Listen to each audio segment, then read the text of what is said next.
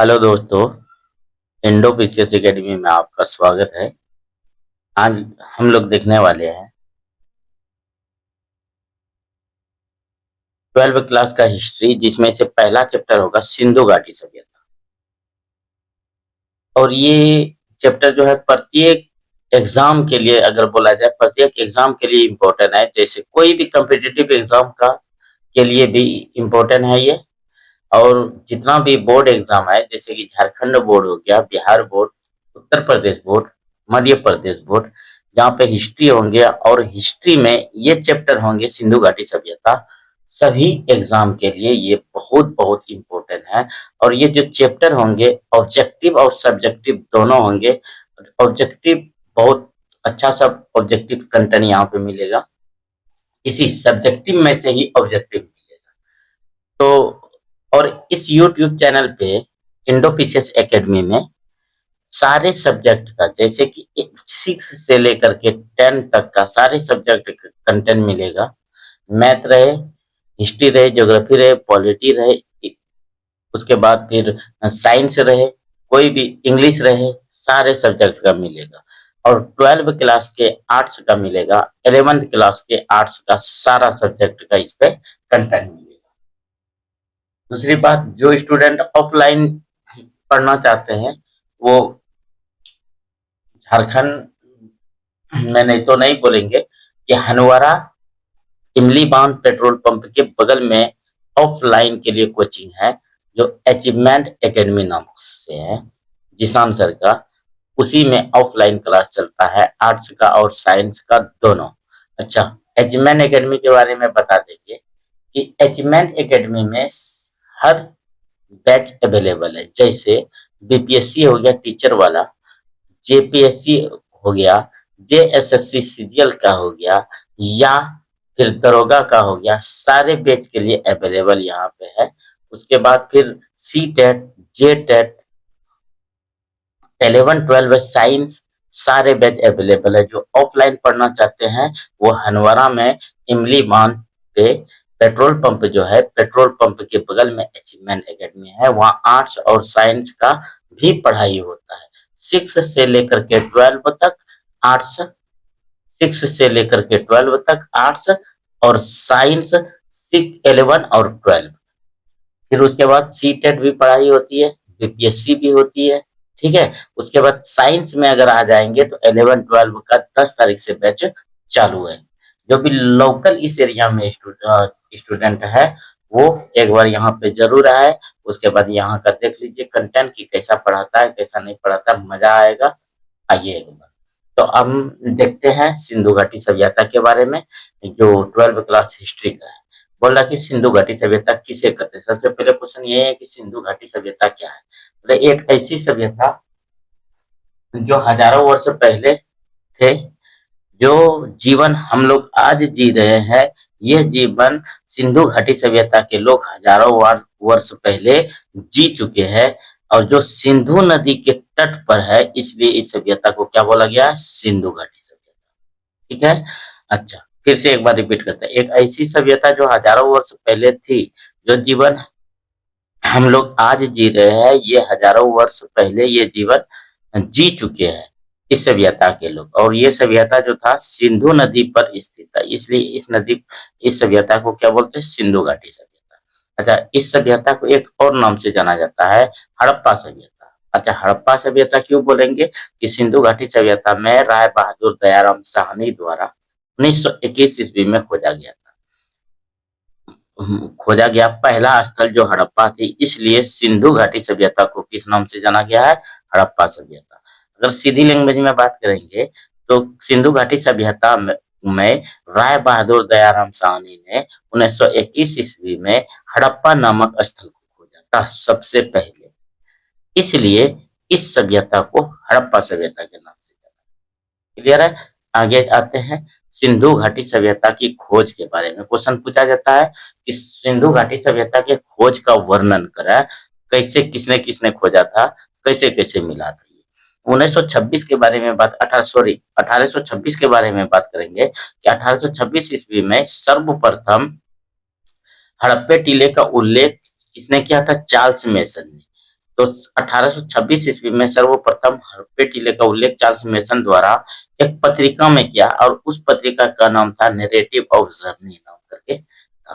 ठीक है, फिर आ जाते हैं 1856 ईस्वी में।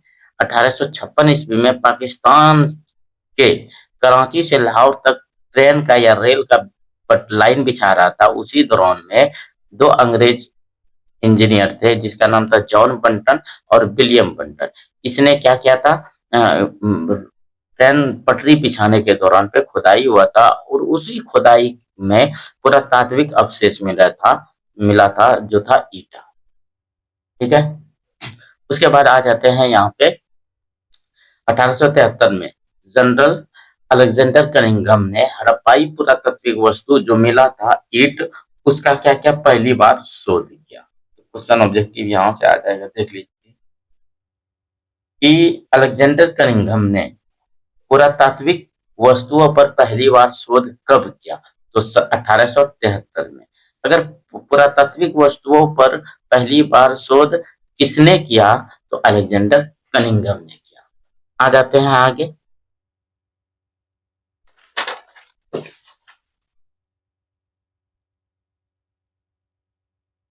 चलिए अब ये देख लेते हैं। उसके बाद यहाँ पे देखिए कि भारत में पुरातात्विक विभाग के हेड जो थे उस समय सर जॉन मार्शल थे। क्या बोल रहा है कि भारत के पुरातात्विक विभाग के हेड सर जॉन मार्शल के नेतृत्व में 1921 ईस्वी में हड़प्पा सभ्यता की खुदाई क्या हुआ, प्रारंभ हुआ है, जिसमें से हड़प्पाई मोहर की प्राप्ति हुई। जैसे अच्छा, खुदाई के दौरान में खुदाई जो कर रहे थे उस समय खुदाई करने वाले जो थे 1921 ईस्वी में राय बहादुर दयाराम साहनी थे। इसने पाकिस्तान के पंजाब प्रांत में रावी नदी के तट पर स्थित हड़प्पा नामक स्थल को खोजा था। तो क्वेश्चन यही पूछा जाता है कि हड़प्पा नामक स्थल को किसने खोजा था, तो राय बहादुर दयाराम साहनी ने खोजा था। कब खोजा था, 1921 ईस्वी में। अच्छा, ये हड़प्पा जो था किस नदी के किनारे था, ये रावी नदी के किनारे था। अगला पॉइंट, उसके बाद देख लेते हैं 1922 ईस्वी में राखल दास बनर्जी ने पाकिस्तान के सिंध प्रांत में और सिंध प्रांत के लरखाना जिले में स्थित सिंधु नदी के तट पर मोहनजोदड़ो को खोजा। और ये दोनों जो खोजा था, मोहनजोदड़ो और हड़प्पा, ये दोनों सर जॉन मार्शल के नेतृत्व में खोजा था। एक को हड़प्पा को खोजा था राय बहादुर दयाराम साहनी और उसके बाद मोहनजोदड़ो को जो खोजा था राखल दास बनर्जी ने खोजा। क्लियर है, आगे आ जाते हैं। उसके बाद देख लेते हैं यहाँ हड़प्पा काल का काल निर्धारण। हड़प्पा काल का निर्धारण, हड़प्पा सभ्यता का काल निर्धारण मतलब कि समय निर्धारण, कि हड़प्पा सभ्यता कब से कब के बीच में था, इसके बारे में कुछ अलग अलग विद्वानों ने अलग अलग इसमें विचार दिया था। देख लेते हैं। हड़प्पा सभ्यता के काल या समय को लेकर विभिन्न विद्वानों के मतभेद जैसे निम्न प्रकार है, देखते हैं। सबसे पहले इसमें बताया गया था कि सर जॉन मार्शल के अनुसार हड़प्पा सभ्यता का जो समय था वो 3250 से लेकर के 2750 ईसा पूर्व था। उसके बाद अर्नेस्ट मैके ने बोला कि अर्नेस्ट मैके के अनुसार हड़प्पा सभ्यता का जो समय था 2800 ईसा पूर्व से लेकर के 2500 ईसा पूर्व बताया। REM व्हीलर के अनुसार हड़प्पा सभ्यता जो था वो 2500 से लेकर 1750 ईसा पूर्व तक बताया। डॉक्टर VA स्मिथ के अनुसार उसने बताया कि हड़प्पा सभ्यता का जो समय था वो 2500 से लेकर के 1500 ईसा पूर्व। अच्छा, 4 यहाँ ऑप्शन है, अब कौन सा सही होगा, इसकी बात सही है, इसके बारे में यहाँ पे बताया गया है। इसमें से REM व्हीलर का रेडियो कार्बन विधि के माध्यम से किसी भी चीज का समय का पता करते हैं, जिसको कार्बन 14 बोलते हैं, द्वारा निर्धारित हड़प्पा सभ्यता का समय 2500 ईसा पूर्व से लेकर के 1750 ईसा पूर्व बताया, जो कि अधिकांश लोगों द्वारा यह माना गया कि 2500 से लेकर के 1750 ईसा पूर्व तक हड़प्पा सभ्यता का क्या था, समय था। ये बात किसने बोला, REM व्हीलर ने, और किस विधि के द्वारा, रेडियो कार्बन विधि के द्वारा। क्लियर है, यहां से अब आगे आ जाते हैं। अब आ जाते हैं यहाँ पे कि हड़प्पा सभ्यता का विस्तार। तो हड़प्पा सभ्यता 3 देशों में फैला हुआ था। सिंधु घाटी सभ्यता के स्थल 3 देशों में फैला हुआ था। कौन-कौन देशों में? अफ़गानिस्तान में लगभग 2 स्थल, पाकिस्तान में लगभग 500 से अधिक स्थल, उसके बाद भारत में लगभग 900 से अधिक स्थल फैले।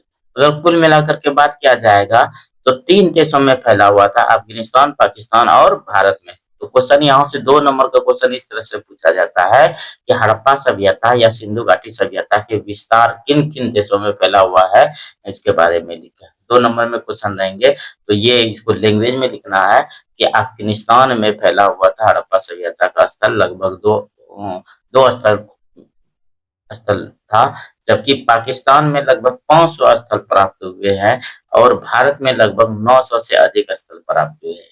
इस तरह से लिख लेंगे तो आपका आंसर हो जाएगा। तो 3 देश कौन-कौन? अफ़गानिस्तान, पाकिस्तान और भारत। अब 1500 से लेकर के 2000 स्थल हड़प्पा सभ्यता में मिला था, लेकिन इतना पढ़ना तो पॉसिबल नहीं है। जो मेन इम्पोर्टेंट है, इम्पोर्टेंट सब स्थल है उसके बारे में पढ़ें। अब आ जाते हैं इस हड़प्पा सभ्यता का चहुद्दी कहाँ-कहाँ पे है चहुद्दी? चहुद्दी का मतलब इसका विस्तार कहाँ-कहाँ पे है, कैसे-कैसे फैला हुआ है, इसके बारे में देखते हैं। तो हड़प्पा सभ्यता का सबसे अगर पश्चिमी बिंदु देखेंगे, पश्चिमतम बिंदु देखेंगे या पश्चिमी बिंदु देखेंगे, वो पाकिस्तान के बलूचिस्तान में है और बलूचिस्तान के में एक जगह है, जगह का नाम है सुतका गेडोर और सुतका गेडोर जो है दास्क नदी के किनारे है। तो हम कह सकते हैं कि सिंधु घाटी सभ्यता का सबसे पश्चिमतम बिंदु कहाँ है? बलूचिस्तान में है। पाकिस्तान के कहाँ? बलूचिस्तान और बलूचिस्तान के कहाँ? सुतका गेडोर और सुतका गेडोर जो है कहाँ पे स्थित है? दास्क नदी के किनारे। कौन सा नदी के किनारे? दास्क नदी के किनारे। अब आ जाते हैं भारत क्या बोल रहा है कि सिंधु घाटी सभ्यता का सबसे उत्तरी बिंदु। तो सिंधु घाटी सभ्यता का सबसे उत्तरी बिंदु जो अगर बोला जाएगा तो जम्मू कश्मीर में है और जम्मू कश्मीर में एक जगह का नाम है मांदा और मांदा जो है किस नदी के किनारे है? चिनाब नदी के किनारे। तो हम कह सकते हैं कि सिंधु घाटी सभ्यता का सबसे उत्तरी बिंदु कहाँ पे है? जम्मू कश्मीर। अब देख लेते हैं सिंधु घाटी सभ्यता का सबसे पूर्वी बिंदु। तो पूर्वी बिंदु जो है उत्तर प्रदेश में है, भारत के उत्तर प्रदेश में जो उत्तर प्रदेश में एक जगह का नाम है आलमगीरपुर। आलमगीरपुर जो है हिंडन नदी के किनारे। क्लियर हुआ? देख लेते हैं एक बार फिर से कि सिंधु घाटी सभ्यता का सबसे पूर्वी बिंदु कहाँ? उत्तर प्रदेश। उत्तर प्रदेश में एक जगह का नाम है आलमगीरपुर। आलमगीरपुर कहाँ स्थित है? हिंडन नदी। अब आ जाते हैं सिंधु घाटी सभ्यता का सबसे दक्षिणतम बिंदु कहाँ पे है? महाराष्ट्र में। महाराष्ट्र में एक जगह का नाम है दायमाबाद और दायमाबाद जो स्थित है गोदावरी नदी के किनारे।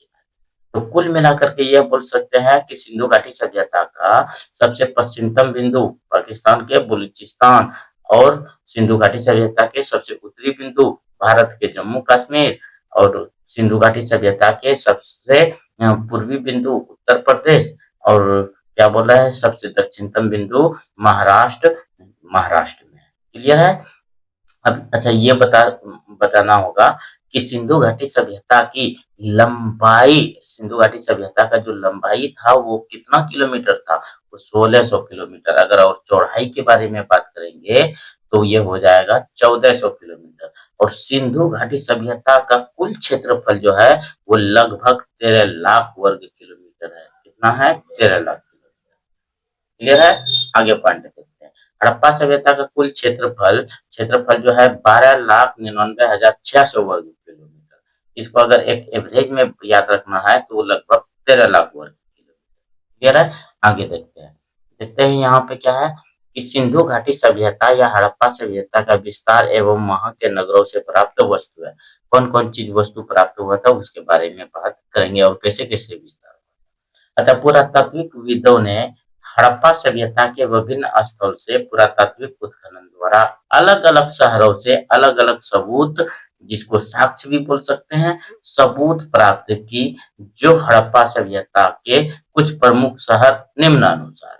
कौन-कौन सा निम्नानुसार है? देख लेते हैं। सबसे पाकिस्तान देखेंगे, पाकिस्तान में कौन-कौन इम्पोर्टेंट ये है स्थल पाया गया है वो देखते हैं। पाकिस्तान से प्राप्त स्थल सबसे पहले में आएंगे। पाकिस्तान से कौन सा प्राप्त हुआ था? हड़प्पा। हड़प्पा जो है कहाँ पे, पंजाब प्रांत में। देख लेते हैं, हड़प्पा मोंटगोमरी जिले के रावी नदी के बाएं तट पर स्थित सिंधु घाटी सभ्यता का पहला स्थल है, जो 1921 ईस्वी में राय बहादुर दयाराम साहनी ने खोजा था। क्लियर है? सब देख लेते हैं फिर से। हड़प्पा जो है कौन सा जिले में, पाकिस्तान के मोंटगोमरी जिले में, और रावी नदी के किस तट पे, बाएं तट पे। और सिंधु घाटी सभ्यता का ये क्या था, पहला स्थल है, जो 1921 ईस्वी में राय बहादुर दयाराम साहनी ने खोजा था। अच्छा, यहाँ से क्या क्या प्राप्त हुआ है साक्ष्य, हम देख लेते हैं। यहाँ से स्त्रियों की लघु मूर्ति मिला है, लघु मतलब छोटा, और स्त्री मतलब महिला, महिलाओं का छोटा मूर्ति मिली है। अच्छा, स्त्री की मूर्ति जिसके गर्भ से पौधा निकलता हुआ दिखाई दिया है। अच्छा, वो मूर्ति जो मिला है, और उस मूर्ति में यह दिखाया गया है कि उसके गर्भ से पौधे निकलता हुआ दिखाई दिया। अच्छा, उसके बाद यहाँ पे मिला है ठोस पहिए वाली गाड़ी और पत्थर के शीशन मिले हैं। ठोस पहिए वाला गाड़ी मिला है और पत्थर के शीशन है। ठोस पहिए वाला गाड़ी मिला है, इसका मतलब यहाँ पे आवागमन के लिए गाड़ी की व्यवस्था। RH-37 मतलब 37 कब्रिस्तान मिला है, जिसमें दफनाने की विधि। तो R-37 क्वेश्चन ऑब्जेक्टिव में पूछा जाता है कि R-37 क्या है, एक कब्रिस्तान है, और इस कब्रिस्तान में कौन सी, दफनाने का विधि।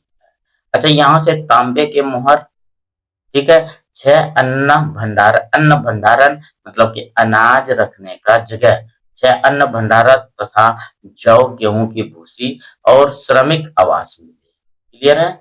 आगे पॉइंट देख लेते हैं। यहाँ से मोहरे पर सबसे अधिक अंकित एक सिंगी पशु मिले। यहाँ पे जो मोहर था ना, मोहर पे सबसे ज्यादा मोहर मिला है, और उस मोहर पे एक सिंग वाला पशु अंकित दर्शाया गया है, इस तरह से मिला है। यहाँ से मटर व तिल की खेती का प्रमाण मिला है, और खरगोश के चित्र वाला मुद्रा मिला है। तो खरगोश के चित्र वाला मुद्रा कहाँ से मिला है, हड़प्पा से। ठीक है, इसको कैसे याद रखना है कि क्या क्या मिला है, एक बार देख लेते हैं। स्त्री मिला है, लघु स्त्री मिला है, और उस स्त्री के गर्भ से पौधे निकलता हुआ मिला है। ठोस पहिए मिला है, और पत्थर के शीशन मिला है। R-37 कब्रिस्तान मिला है, जिसमें दफनाने का विधि था।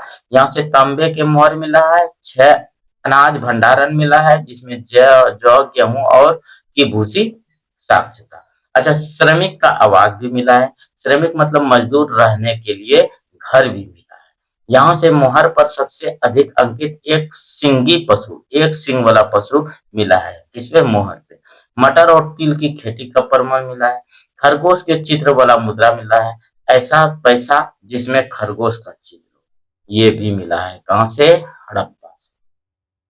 अब मोहनजोदड़ो आ जाते हैं। मोहनजोदड़ो सिंध प्रांत में। मोहनजोदड़ो पाकिस्तान के लड़काना जिला में सिंधु नदी के तट पर स्थित है, जो 1922 ईस्वी में राखल दास बनर्जी ने क्या किया था, इस सभ्यता का खोज की। अब देख लेते हैं यहाँ पे इसके बारे में। मोहनजोदड़ो का अर्थ है मृतकों का टीला। क्या होता है, मृतकों का टीला। अच्छा, मोहनजोदड़ो को सिंधु का भाग भी कहा जाता है, ये सब ऑब्जेक्टिव में इंपॉर्टेंट है, देख लीजिएगा। तो मोहनजोदड़ो को सिंधु का क्या कहा जाता है, भाग कहा जाता है।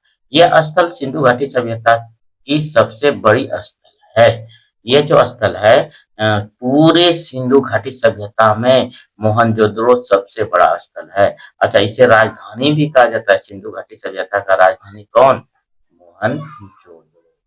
क्लियर है बात? अच्छा, इसके अर्थ थोड़ा सा अभी बात कर लेते हैं कि जो भी स्टूडेंट इस चैनल के बारे में नहीं जानते हैं उसको बताइए, ताकि हमको फायदा थोड़ा सा हल्का फुल्का मिल जाए, और उसको भी फायदा मिल जाए। थोड़ा सा सपोर्ट कीजिए, बेहतरीन कंटेंट के साथ पढ़ाएंगे इसमें, ठीक है। और जितना भी प्रीवियस ईयर क्वेश्चन पूछा गया है कोई भी एग्जाम में, सारा का सारा इसमें एकदम बेहतरीन कंटेंट के साथ प्रीवियस ईयर क्वेश्चन को सॉल्व करके आपको कंटेंट प्रोवाइड किया जाएगा, सारे सब्जेक्ट का। क्लियर है? अब आगे आ जाते हैं, यहाँ तक क्या, इकोनॉमिक्स। अब आ जाते हैं आगे। मोहन अब आ जाते हैं मोहनजोदड़ो से प्राप्त साक्ष्य, क्या क्या प्राप्त है, देखते हैं कि यहाँ से विशाल अन्नागार, अन्नागार का मतलब अनाज रखने का जगह, यहाँ से विशाल अन्नागार और स्नानागार, स्नानागार किसको बोलते हैं? नहाने वाला जो अभी तालाब भी बोल सकते हैं, स्विमिंग पूल भी बोल सकते हैं।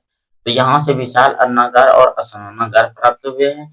यहाँ से पुरोहित की मूर्ति, पुरोहित का अर्थ क्या होता है? पुजारी। यहाँ से पुजारी की मूर्ति मिला है। महाविद्यालय भी यहीं से मिला है, हड़प्पा से। और सूती कपड़े के अवशेष मिले हैं। कांसे की नर्तकी, नर्तकी का मतलब कि डांस करते हुए कांसे का एक मूर्ति टाइप का मिला है। तथा पानी के जहाज मिला है। तो मोहनजोदड़ो से क्या मिला है? विशाल अन्नागार, अन्नागार मतलब कि अनाज रखने वाला गोदाम। स्नानागार, स्नानागार का मतलब कि नहाने वाला तालाब टाइप का। अच्छा, यहाँ से पुरोहित की मूर्ति मतलब कि पुजारी की मूर्ति मिला है। महा महाविद्यालय का भी साक्ष्य मिला है। सूती कपड़े का अवशेष मिले हैं। कांस्य की नर्तकी मिले हैं कि कांस्य कांस्य की नर्तकी, नर्तकी का किसको बोलते हैं? जो डांस करता, डांस करते हुए कांस्य की मूर्ति मिला है। अच्छा, तो पानी के जहाज यहाँ से मिले। अच्छा, यहाँ से सबको जलाने की, यहाँ जो था मोहनजोदड़ो में था सबको जलाने की प्रथा था, लेकिन हड़प्पा में सबको दफनाने की व्यवस्था। यहाँ पे हाथी के दांत मिले, हाथी के दांत के तराजू और मेसोपोटामिया की मोहर मिले। तो मोहनजोदड़ो से हाथी के दांत के तराजू और क्या बोलता है, मेसोपोटामिया की मोहर मिली। अच्छा, यहाँ से हाथी के दांत के तराजू और दाढ़ी वाले मनुष्य की प्रतिमा। तो हाथी के दांत के तराजू तो मिल गए, क्या है उसके साथ में दाढ़ी वाले मनुष्य की प्रतिमा मिला है। अब आ जाते हैं पाकिस्तान के तीसरा स्थल जो है चुनवदुरु। यह पाकिस्तान के सिंध प्रांत के मटगोमरी जिले में स्थित सिंधु नदी के तट पर स्थित है, जिसको 1931 ईस्वी में गोपाल मजूमदार ने खोजा था। तो चुनहोदड़ो जो है कहाँ पे है? सिंध प्रांत में। कौन सा जिले? मटगोमरी जिला में है। किस नदी के किनारे? सिंध नदी के किनारे। और इसको कब खोजा था? 1931 में। और किसने खोजा था? गोपाल मजूमदार। अच्छा, यहाँ से प्राप्त जो साक्ष्य हुआ है, मन के बनाने का कारखाना और श्रृंगार के सामान मिले हैं। मन के क्या क्या होता है? मन का जो होता है वो जो वो क्या बोल रहा है, मन का जो होता है जैसे कि प्लास्टिक का खिलौना उलौना, गुड़िया उड़िया, ये सब इसके बारे में। यहाँ से मन के बनाने का कारखाना और श्रृंगार का सामान मिले हैं। जैसे श्रृंगार में क्या क्या? कंघा मिला है, लिपस्टिक मिला है, काजल मिला है, पाउडर मिला है। अच्छा, यहाँ से जो साक्ष्य मिला है, एक तो बिल्ली का पीछा करते हुए कुत्ते के पैर का निशान मिला है। इसका मतलब बिल्ली आगे आगे भाग रहा है और कुत्ता उसके पीछे पीछे भाग रहा है, उसके पैर का निशान मिला है। अच्छा, यहाँ से पीतल के बत्तख मिला है, तराजू मिला है और बैलगाड़ी का निशान मिला है।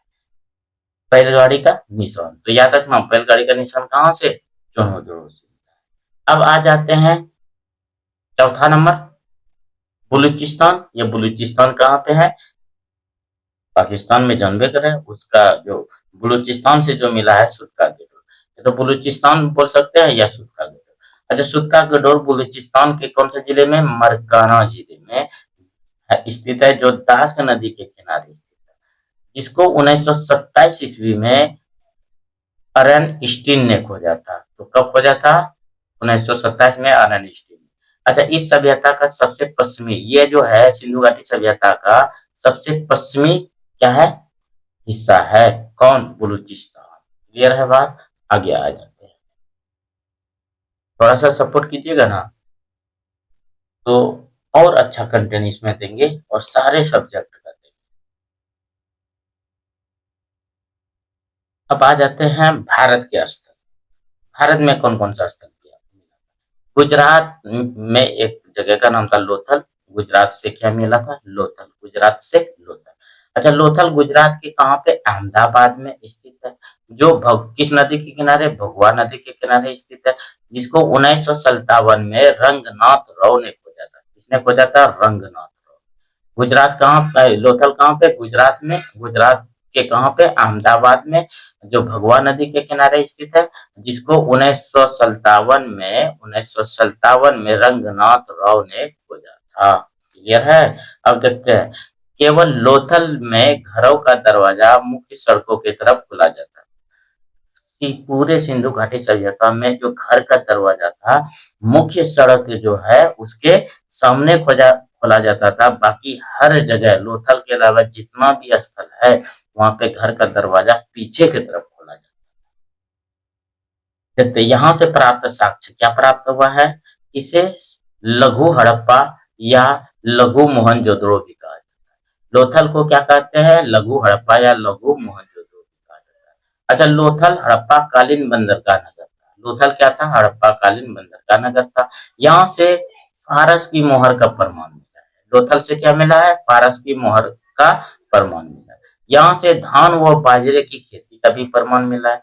धान और बाजरे की खेती का प्रमाण कहाँ से? लोथल। लोथल कहाँ? गुजरात। तथा यहाँ आटे पीसने वाले चक्की का प्रमाण मिला।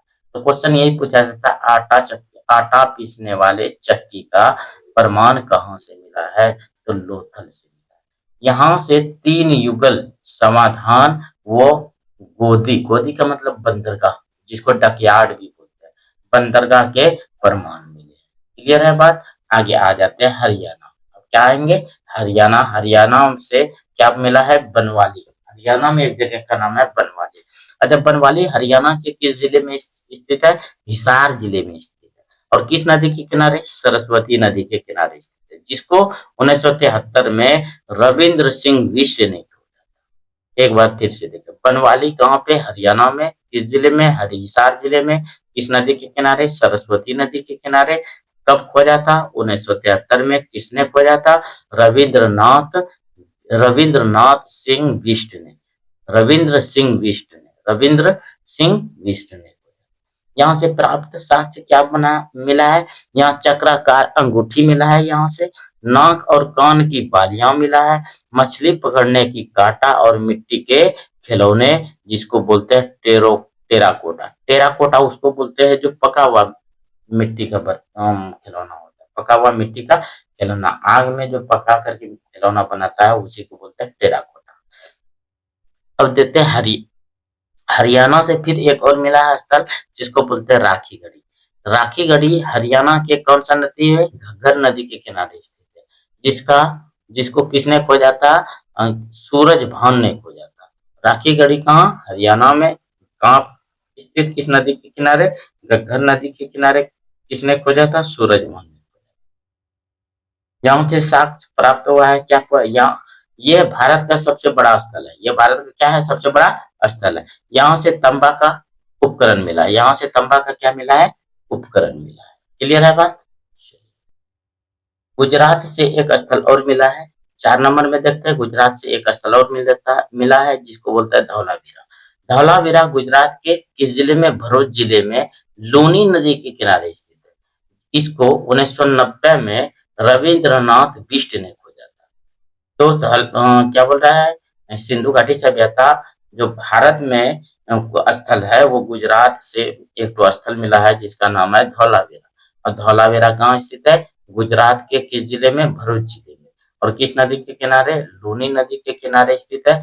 कब खोजा था? 1990 में। तो किसने खोजा था? रविंद्रनाथ बिष्ट ने। यहाँ से प्राप्त साक्ष्य क्या प्राप्त हुआ है? धौलावीरा गुजरात के कच्छ के रण के मंदिर द्वीप में स्थित है। ठीक है, ये 3 भागों में बटा है। तो पूरा सिंधु घाटी सभ्यता 2 भागों में बटा था। सिर्फ यहीं पे धौलावीरा जो सिंधु घाटी सभ्यता को है 3 भागों में बटा है। कैसे कैसे? एक सबसे पहला कौन है? दुर्ग, उसके बाद मध्यम नगर और उसके बाद निचला नगर। दुर्ग कौन है? सबसे अमीर आदमी जो रहते थे वो दुर्ग में रहते थे। जो किसान टाइप का आदमी था, किसान था, वो मध्यम नगर में रहते थे। जो मजदूरी करता था वो निचला नगर में सबसे नीचे रहते थे, जिसको बोलते हैं निचला नगर। अच्छा, यहाँ का ये भारत का दूसरा सबसे बड़ा नगर। धौलावीरा जो है भारत का दूसरा सबसे बड़ा नगर। क्लियर है? यहाँ नालियों में जल निकासी का उत्तम व्यवस्था। तो यहाँ पे जो था सिंधु घाटी सभ्यता में जो पानी जो निकासी था, मतलब नाला के माध्यम से एकदम उत्तम व्यवस्था था, ताकि पानी नाला में जमे नहीं, एकदम आराम से बाहर निकल जाए, ऐसा व्यवस्था था। यहाँ से लकड़ी की नाली मिला। यहाँ से जो बोल रहा है कि धौलावीरा से लकड़ी की भी क्या मिले हैं? नाली मिली। इस टाइप का कंटेंट बहुत सारे एग्जाम में पूछा गया है, चाहे कोई भी एग्जाम ले लीजिए आप। बीपीएससी का, यहाँ तक कि बीपीएससी का एग्जाम में भी पूछा गया है, एसएससी में के एग्जाम में तो बहुत पूछा गया है। कोई भी एग्जाम में सिंधु घाटी सभ्यता का सिलेबस है तो यहीं से इसी टाइप का क्वेश्चन पूछा जाता है, आप उठा करके देख लीजिए। अच्छा, इस नगर में जल प्रबंधन एवं संरक्षण की व्यवस्था भी थी। अब उसके बाद आ जाते हैं राजस्थान से, एक जगह का नाम है कालीबंगा। राजस्थान में एक जगह का नाम है कालीबंगा, उसके बारे में। कालीबंगा राजस्थान के कहा, गंगानगर जिले में स्थित है, जो किस नदी के किनारे, सरस्वती नदी के किनारे स्थित है, जिसको 1953 में किसने, बज्रवासी लाल और बीके थापड़ ने खोजा था। जिसको बज्रवासी लाल और बीके थापड़ ने कब खोजा था, 1953 में खोजा था। फिर से राजस्थान से क्या मिला है, कालीबंगा मिला है, जगह का नाम है कालीबंगा, और वहां से एक स्थल मिला है। तो कालीबंगा राजस्थान के कहां पे, गंगानगर जिले में स्थित है, और जो सरस्वती नदी के किनारे स्थित है। क्वेश्चन पूछा जाता है कालीबंगा किस नदी के किनारे स्थित है, सरस्वती नदी के किनारे। ठीक है, कहाँ पे है, राजस्थान में। किसने खोजा था, ब्रजवासी लाल और बीके थापड़ ने खोजा था। इसको याद रखना, लाल और थापड़ ने खोजा था। कब खोजा था, 1953 में खोजा था। क्लियर है। अच्छा, यहाँ से क्या क्या प्राप्त हुआ है देखते हैं। यहाँ से अग्निकुंड, जिसको बोलते हैं हवन कुंड, अग्निकुंड, बेलनाकार मुहार, तांबे के बैल की मूर्ति प्राप्त हुआ है। अच्छा, यहाँ से काली चूड़ियां, जोते हुए खेत और अग्नि कुंड की जानकारी मिला है। तो जोते हुए खेत का साक्ष्य कहाँ से मिला है, कालीबंगा से। काली चूड़ी का साक्ष्य कहाँ से मिला है, कालीबंगा से। और क्या बोला, अग्नि कुंड, जिसको हवन कुंड, कहाँ से मिला है, कालीबंगा से। यहाँ से नक्काशीदार ईंटें मिला है, नक्काशीदार ईंटें मिला है, नक्शा वाला ईंटा मिला है। मस्तिष्क एवं बीमारी वाला कपाल मिला है। एक मस्तिष्क मिला है जो क्या था, बीमार था, वैसा कपाल मिला है। अच्छा, भूकंप के प्राचीनतम प्रमाण कहाँ से मिला है, कालीबंगा से। तो भूकंप के प्राचीनतम प्रमाण कहाँ से मिला है, कालीबंगा से। अच्छा, इस एक चीज और बता दे रहे हैं, जो भी स्टूडेंट जे टेट हो, जे टेट हो, और जे टेट में अगर झारखंड पूछ रहा है तो इस चैनल पे अपलोड कर दिया जा रहा है प्रत्येक डे प्रीवियस ईयर क्वेश्चन, वो भी सोल्यूशन के साथ। हाँ, क्वेश्चन रहेगा, क्वेश्चन के नीचे सोल्यूशन रहेगा, और सोल्यूशन के साथ इसमें कॉन्सेप्ट के साथ इसमें अपलोड कर दिया जा रहा है। जो भी स्टूडेंट झारखंड का हो और जे टेट का तैयारी कर रहा है, जिसमें से क्वेश्चन झारखंड के बारे में पूछा जाता है, और बहुत सारा क्वेश्चन ऐसा था कि जो झारखंड में पूछा गया है और जे टेट में पूछा गया है, सारा क्वेश्चन का सोल्यूशन के साथ इसमें कंटेंट दिया जा रहा है। आप एक बार जरूर देखिए, आप एक बार देखेंगे याद रह जाएगा। क्वेश्चन डायरेक्ट नहीं पूछेगा, लेकिन जो सोल्यूशन है, सोल्यूशन से एकदम क्वेश्चन बनेगा, और ये बता भी देंगे कि क्वेश्चन इस टाइप का बनेगा। क्लियर है, आगे आ जाते हैं।